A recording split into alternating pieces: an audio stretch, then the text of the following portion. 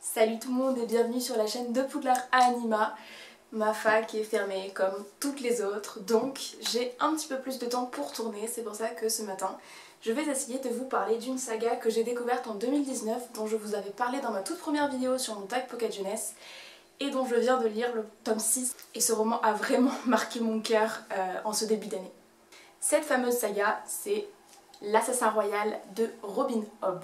Alors l'Assassin Royal, j'ai une histoire un petit peu particulière avec cette saga puisque c'est tout d'abord la saga préférée de l'un de mes meilleurs amis et c'est lui qui m'a offert les intégrales du premier et du deuxième cycle. Je ne peux que l'en remercier parce que cette découverte, ça a été une révélation pour moi. L'Assassin Royal, c'est considéré comme un monument de la fantasy. C'est une saga qui va s'inscrire dans un gros univers en fait que Robin Hobb a construit, qui est constitué en fait de plusieurs sagas dont je vais vous parler un petit peu après.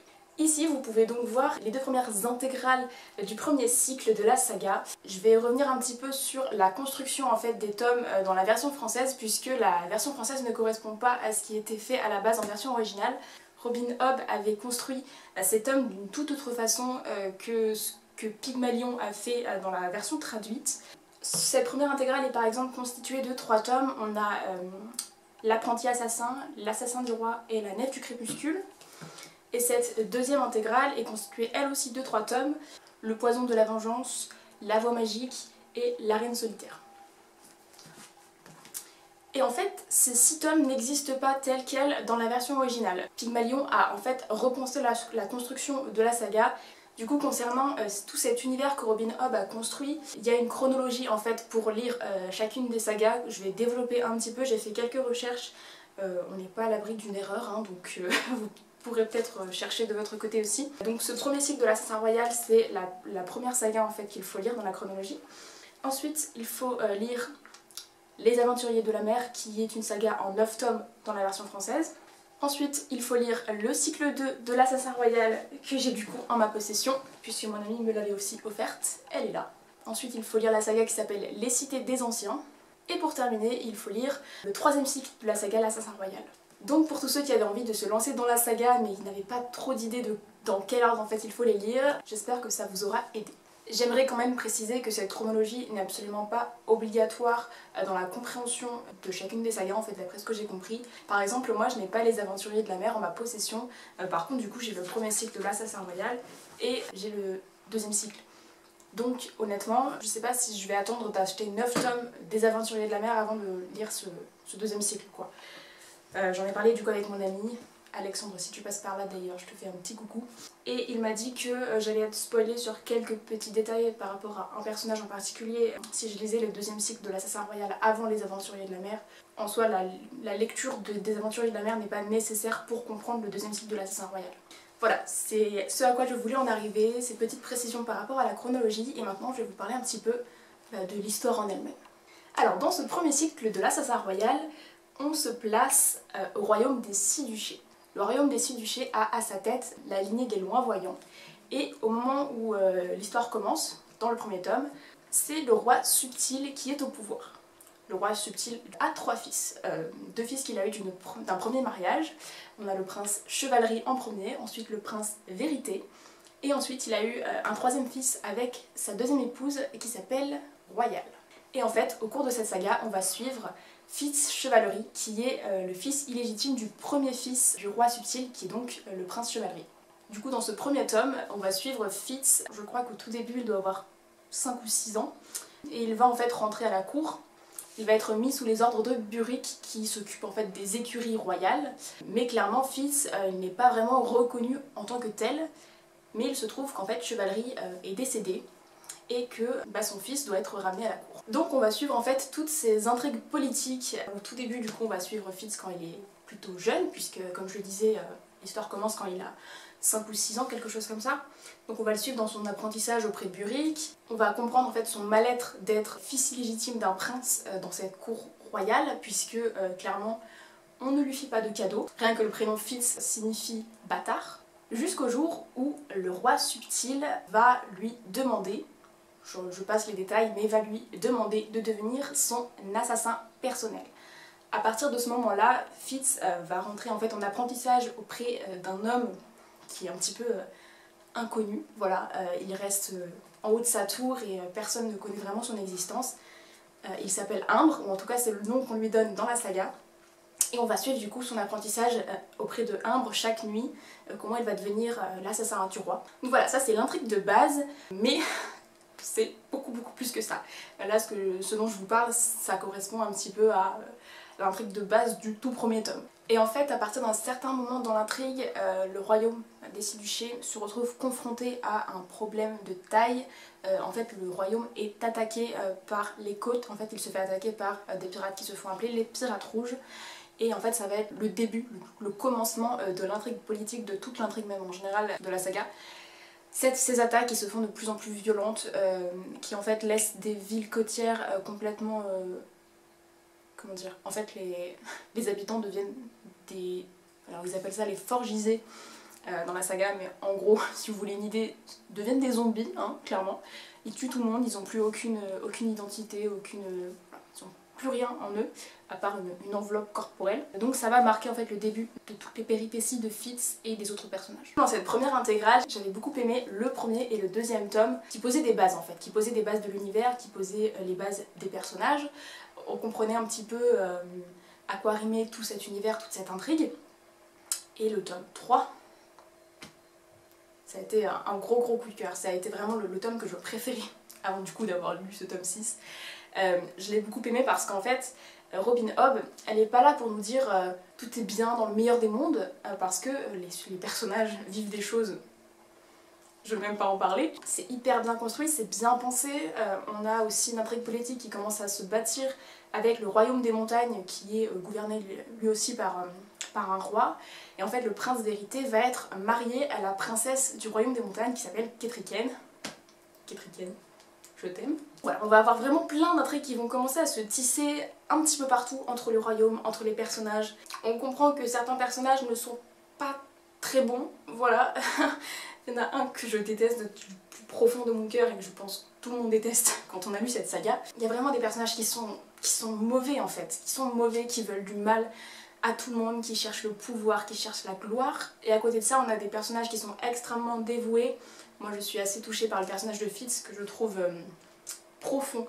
C'est un personnage qui est super bien construit, de toute façon faut quand même l'aimer hein, parce qu'on le suit exclusivement. Hein. Et puis vraiment on a plein de personnages qui sont ultra intéressants, donc on a vraiment plein d'intrigues qui se mettent en place et c'est juste passionnant. Pour moi, cette saga, c'est un petit peu comment dire, un roman d'apprentissage. Voilà, puisqu'on suit Fitz tout au long de sa vie, hein. Pour l'instant, là où j'en suis, il doit avoir...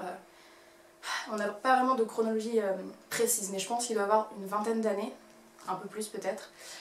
Donc là, pour l'instant, on l'a vraiment suivi sur, on va dire, 15-20 ans dans le premier cycle. Et je sais que dans la suite, en fait, on va le suivre plus tard dans sa vie.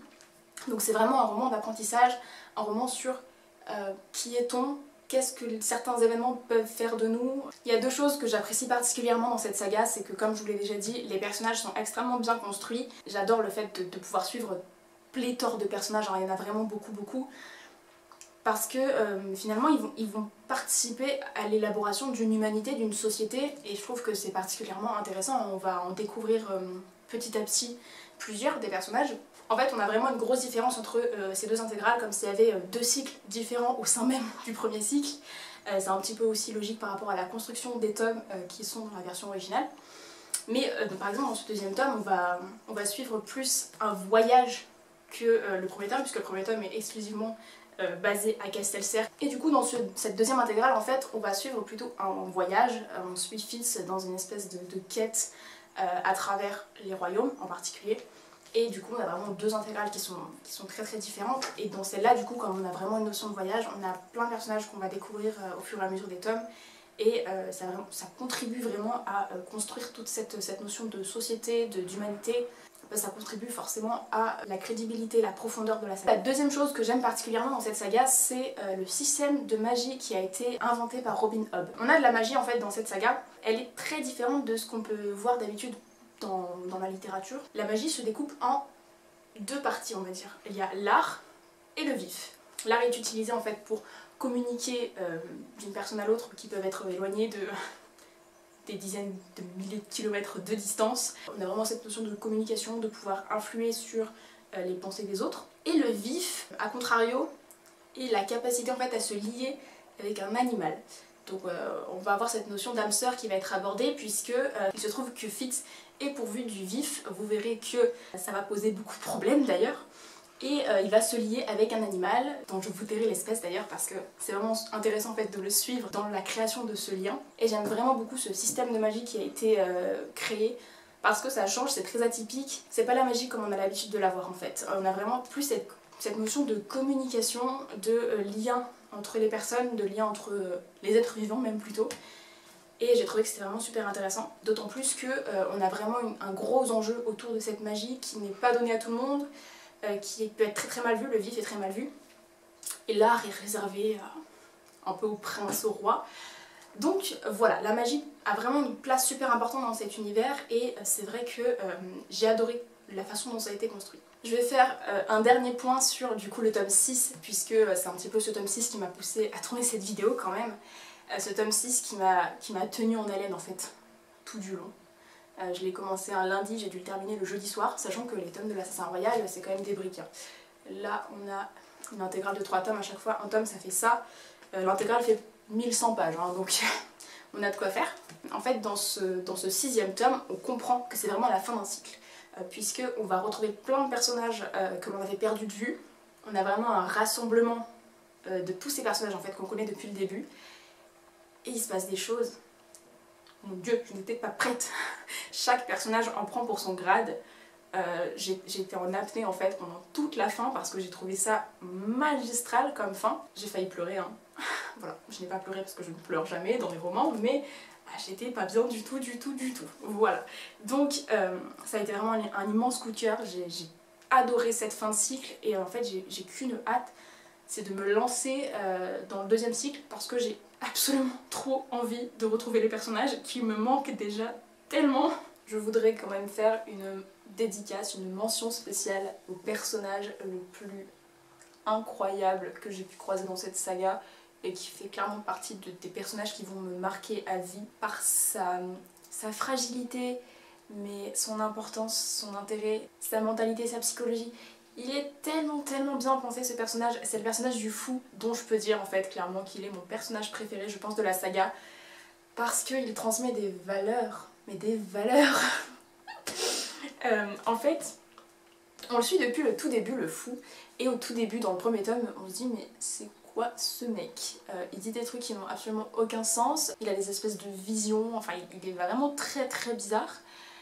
Et en fait on va le recroiser plusieurs fois au cours des 6 tomes, dans des situations plus ou moins classiques. Et dans le 6e tome, on va le suivre, il est avec Fitz, donc je le suis exclusivement aussi. J'ai noté un chapitre entier, le chapitre Le Jardin de Pierre, pour ceux que ça intéresse, dans le tome 6, où en fait le fou nous donne une leçon de vie. Il est porteur d'un message super fort que l'on ne retrouve pas toujours dans la fantasy, donc ça fait plaisir de voir ça. En termes de d'identité, il est très particulier. Il y a un questionnement sur est-ce qu'il est un homme, est-ce qu'il est une femme. Il y a des rumeurs comme quoi il serait une femme, voilà, à partir du tome 5 à peu près je crois. Et en fait lui il s'en fout, mais il s'en fout de savoir s'il est un homme ou une femme. Il va pas dire bah je suis un homme, il va pas se battre, non, vous avez pas le droit de dire que je suis une femme. Il en a rien à foutre de l'opinion des autres, c'est incroyable. Et en fait il va donner une leçon de morale à Fitz dans ce fameux chapitre dont je vous parlais sur la sexualité, enfin plus que sur la sexualité, sur l'amour que se portent les êtres vivants. Vous verrez à quoi je veux en venir. Mais alors il cloue le bec à Fitz d'une façon magistrale. Merci le fou. Donc je voulais juste terminer sur ce personnage que je trouve excessivement intense. Voilà, je crois que j'ai à peu près terminé de vous dire tout ce que j'avais à vous dire sur cette saga. J'ai déjà beaucoup trop parlé, je pense que la vidéo va être très longue, donc je vais m'arrêter là. En tout cas, j'espère que ça vous donnera envie de la lire parce que en fait elle vaut tellement la peine d'être lue, même si vous avez peur de la longueur des tomes, de la longueur de la saga, mais vous lisez ce que vous voulez. Si vous avez envie de lire que le 1er cycle, bah c'est pas très grave, ça fait que 6 tomes. Ça se fait quoi. Et puis moi je vous assure que si vous lisez le 1er cycle, vous aurez envie de lire la suite. Voilà, je dis ça, je dirai. Voilà, j'en ai terminé avec ma vidéo, j'espère qu'elle vous aura plu, et puis je vous retrouve très bientôt dans une prochaine vidéo. Ciao!